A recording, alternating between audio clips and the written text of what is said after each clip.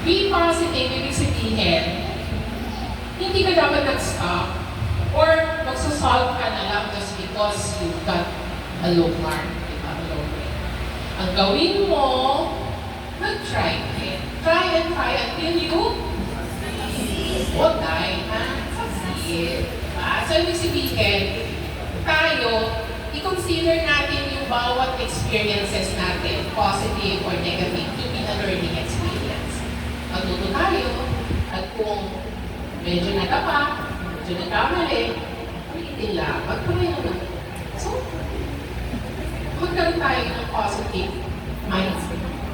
Okay? Pagka meron nangyayari sa atin na hindi maganda, ang isipin lang natin, matatapos dito.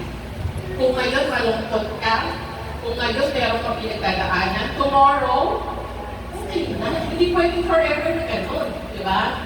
Tapos, ano lang, tuloy yung buhay. Ano nga sabi sa Korean? Aja. Ano yung sabihin nun?